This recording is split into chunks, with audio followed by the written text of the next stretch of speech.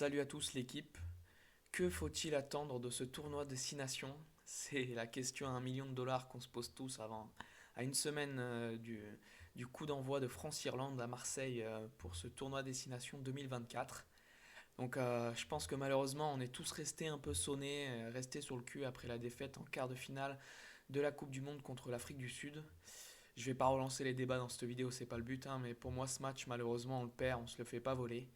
Donc l'enjeu de ce tournoi, c'est avant tout de pouvoir se relancer, relancer une bonne dynamique pour les Bleus et surtout préparer un nouveau groupe France pour l'Australie dans 4 ans parce que actuellement on a des cadres qui sont un peu vieillissants.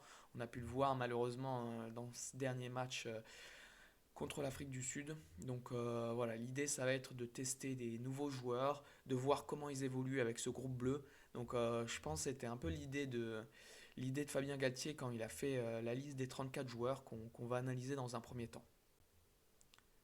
Donc cette liste des 34 joueurs, je vais vous la mettre à l'écran et on va pouvoir la commenter ensemble. Donc pour les piliers, c'est un peu ce qui est compliqué, notamment sur le pilier droit actuellement en équipe de France. Donc Fabien Galtier a appelé Dorian Aldeguerri, Winnie Antonio pour le pilier droit, Cyril Bay, Thomas Laclavo, un petit nouveau, Sébastien Tameifuna et Reda Wardi. Donc voilà, Winnie Antonio avait décidé de prendre sa retraite à la fin de la Coupe du Monde. Finalement, il a été un peu relancé, notamment j'ai pu lire sur Midi Olympique que c'est Ronan O'Gara et le staff des Bleus qui ont essayé de le relancer, le titiller un peu pour qu'il poursuive son aventure avec les Bleus. Parce qu'actuellement, sur ce poste de pilier droit, tout le monde en parle, mais c'est compliqué en équipe de France, c'est compliqué dans notre vivier. On n'arrive pas à trouver un profil aussi intéressant que celui de Winnie Antonio.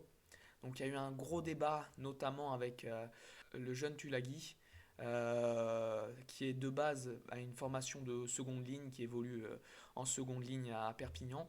Et Fabien Galtier a essayé de le challenger pour qu'il vienne jouer pilier droit, peut-être pour remplacer Winnie Antonio. Malheureusement, il a refusé de son côté, donc c'est pour ça qu'il n'a pas été appelé dans cette équipe de France. Au niveau des talonneurs, on n'a pas spécialement de surprise. Le retour de Gaëtan Barlow de Castres, qu'on n'avait pas vu depuis un moment, notamment qui avait été remplacé par Bourgarit. Malheureusement, Bourgarit est blessé. Ensuite, on a les classiques Julien Marchand et Movaca, les Toulousains. Donc, pas trop de surprise à ce niveau-là. La petite question, ça va être qui va être titulaire à l'ouverture, qui va être titulaire et qui sera le remplaçant entre Julien Marchand et Movaca. Movaca était très très intéressant dans cette Coupe du Monde, notamment sur ce dernier match. Moi, il me fait beaucoup d'œil en ce moment. Malheureusement, peut-être pour son profil, il a un profil beaucoup plus dynamiteur. Donc, c'est pour ça que je comprends qu'on souhaite le faire venir en tant que finisseur pour qu'il vienne donner un nouvel élan à l'équipe. Donc, c'est pour ça que souvent Julien Marchand commence, prêt à voir quel sera le choix de Fabien Galtier. Pour les deuxièmes lignes, euh, là, ça a été un peu compliqué malheureusement, notamment avec beaucoup de blessures à ce niveau-là, parce qu'on a eu notamment la blessure de Meafou dernièrement. Dommage, hein, parce que c'est un joueur que j'adore, que j'aurais énormément voulu voir en équipe de France. Après, apparemment, c'est pas terminé pour ce tournoi à destination. Peut-être qu'il reviendra à la fin. Mais en tout cas, c'est dommage de devoir se passer d'un Meafou, surtout contre l'Irlande. Donc pour les deuxièmes lignes, on a Paul Cabriac, Mathias Alagahu, Romain Taofifenua et Cameron Wookie. Bon, il y a deux petits nouveaux, notamment les deux premiers là.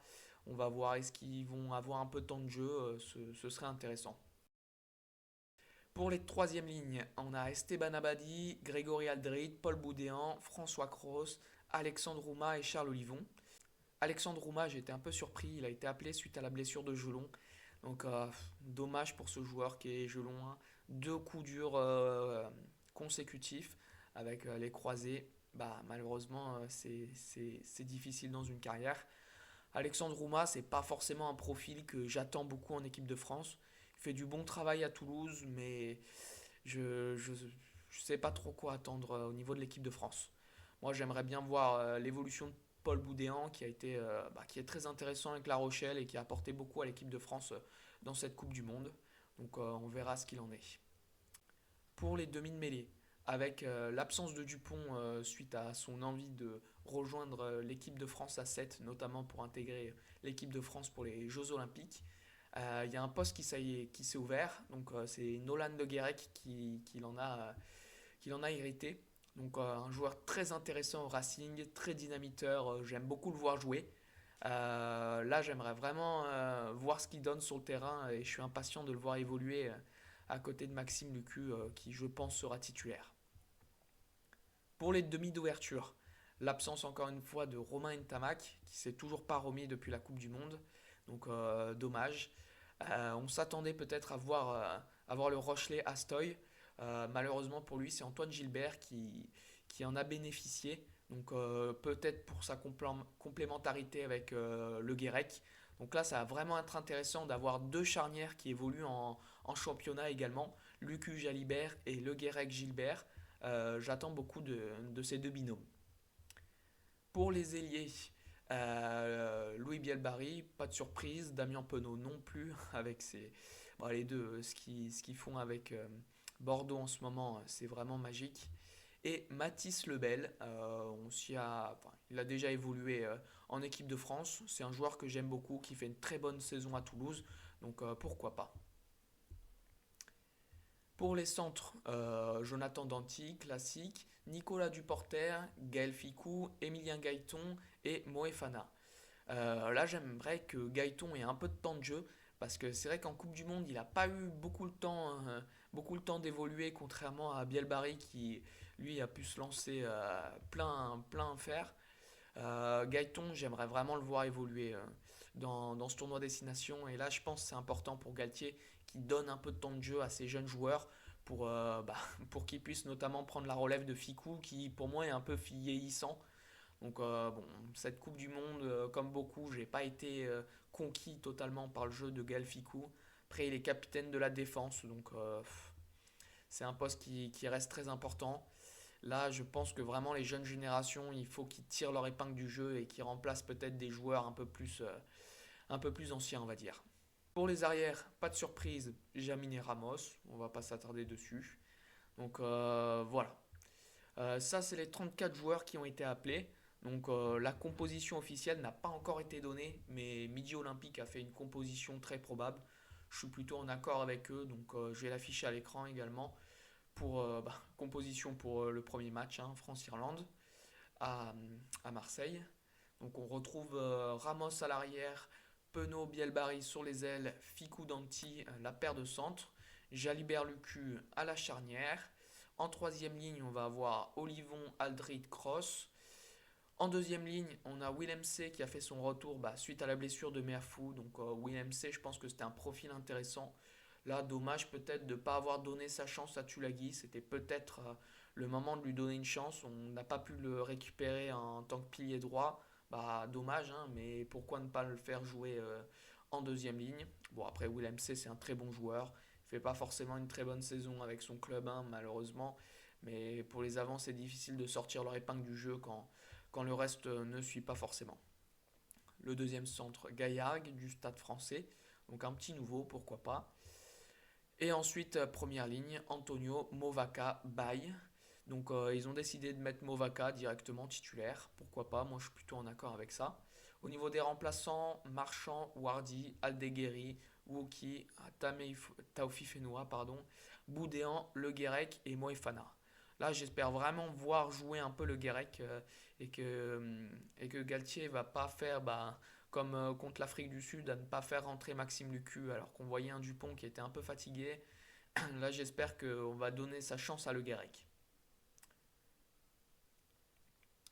Pour le calendrier des Bleus, on a un calendrier qui n'est pas forcément évident, puisqu'on va commencer d'emblée avec l'Irlande. Donc l'Irlande, ils sont très en forme en ce moment. On le voit notamment avec le Leinster en Coupe d'Europe. Ils ont toujours une très très belle équipe. Ça va être un match très compliqué à jouer. J'ai eu la chance d'avoir des places pour aller le voir, mais malheureusement, je ne suis pas très très confiant pour ce match-là. Notamment parce que de notre côté, on a beaucoup d'absents, hein. Notamment les Dupont internationaux. Voilà, donc ce match contre l'Irlande va être très compliqué. Surtout que c'est le premier match qu'on va jouer avec l'équipe de France suite à cette défaite contre l'Afrique du Sud. L'Irlande, idem, hein, même scénario que la France. Ils ont perdu contre la Nouvelle-Zélande en quart de finale de la Coupe du Monde. Eux aussi, ils ont cet esprit de revanche. Eux aussi, ils vont avoir cette envie de se relancer. Là, on a un peu de chance de pouvoir jouer entre guillemets à domicile. Donc, il va vraiment falloir mettre beaucoup d'intensité dans ce match. Et j'attends beaucoup des Bleus sur cette entame du tournoi destination. Derrière, on va jouer l'Écosse. L'Écosse, je pense qu'actuellement, c'est la troisième meilleure équipe du tournoi destination. Je pense que premier ex aequo, peut-être, on va avoir France-Irlande. Et juste derrière, on a l'Écosse. L'Écosse qui, malheureusement, n'a pas fait une belle Coupe du Monde, mais de par la poule dans laquelle ils se sont retrouvés, hein, ils se sont retrouvés avec l'Irlande et l'Afrique du Sud. C'était très compliqué de sortir de cette poule-là. Derrière, le précédent tournoi destination, ils ont fait un très beau tournoi, donc on attend beaucoup d'eux. Ensuite, on va avoir une semaine de pause. Ensuite, on va affronter l'Italie. Donc l'Italie, on a toujours un peu de mal contre eux. C'est assez étonnant. L'équipe de France, on se retrouve toujours un peu en difficulté contre l'Italie. Notamment, je crois que l'année dernière, on gagne peut-être de 3 ou 4 points. Donc cette année, je pense qu'il va vraiment falloir marquer le coup contre l'Italie, notamment parce qu'on aura eu une semaine de pause, on aura eu un début de calendrier très compliqué, et ça nous permet de basculer dans cette deuxième partie qui, à mon sens, est peut-être un peu plus facile à jouer. Notamment, on va avoir cette période de pause entre le match de l'Italie, donc une pause avant, une pause après, une pause d'un week-end à chaque fois, donc 2 semaines de pause. Ensuite, après cette semaine de pause, on va affronter le Pays de Galles. Le Pays de Galles, malheureusement pour eux, je pense que ça va être peut-être la plus faible équipe cette année. Après, je me trompe pas, mais notamment, on en parlera après avec les petites infos. Ils ont perdu beaucoup de joueurs importants. C'est une équipe qui est en reconstruction et on l'a vu soit dans la Coupe du Monde, soit dans le précédent tournoi destination. Ils sont en difficulté en ce moment. Et on termine ce tournoi destination avec le crunch France-Angleterre. Là, je pense qu'on va les boxer et j'espère de tout mon cœur que on va les écraser parce que voilà, l'Angleterre, ils arrivent à se hisser à la troisième place de la Coupe du Monde. Pour moi, c'est pas forcément mérité. Notamment, ils gagnent ce match face aux Fidji qui n'est pas trop méritant de mon point de vue. Mais voilà, je pense que l'Angleterre, on devrait bien s'en sortir. Donc voilà, juste un petit commentaire, je trouve ça un peu dommage peut-être de commencer par l'Irlande, parce que pour moi, soit entre la France, soit entre l'Irlande, celui qui gagnera le premier match fera probablement le Grand Chelem derrière. Donc j'aurais bien aimé peut-être voir ce match France-Irlande, les deux derniers vainqueurs de ce tournoi destination qui s'affrontent lors de la dernière journée. Pour moi, ça a plus de sens. Je sais pas pourquoi ça a été choisi comme ça, peut-être un tirage au sort, mais bon, je trouve ça un peu dommage.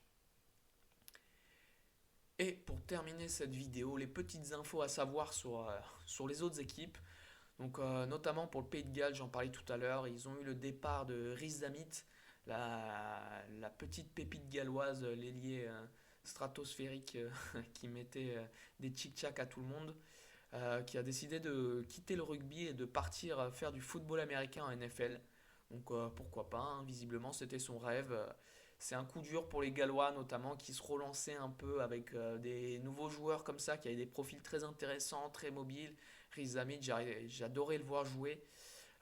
C'est une lourde perte pour le Pays de Galles, mais tant mieux pour lui.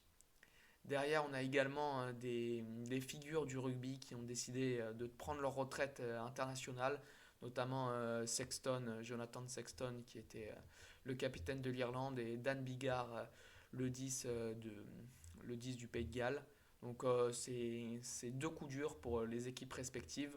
Mais de la même façon que l'Irlande ont perdu Jonathan Sexton, l'équipe de France a perdu Romain Ntamak et Antoine Dupont. Et dernière petite info, pour l'Irlande, il y a également un deuxième coup dur, c'est Mark Hansen, l'ailier de l'Irlande, qui s'est blessé. Donc j'ai envie de dire tant mieux pour les Bleus, dommage pour lui. C'est un joueur qui est très intéressant, très rapide. La paire d'ailiers de l'Irlande sont vraiment très dangereux, Mark Hansen et James Lowe. James Lowe est bien en canne cette année, notamment on le voit avec la Coupe d'Europe. Il a mis de très beaux essais, donc il me fait peur ce joueur. Voilà, j'espère que cette vidéo vous a plu. N'hésitez pas à mettre un petit commentaire et à me dire ce que vous en pensez et ce que vous attendez de cette équipe de France pour le tournoi Destination.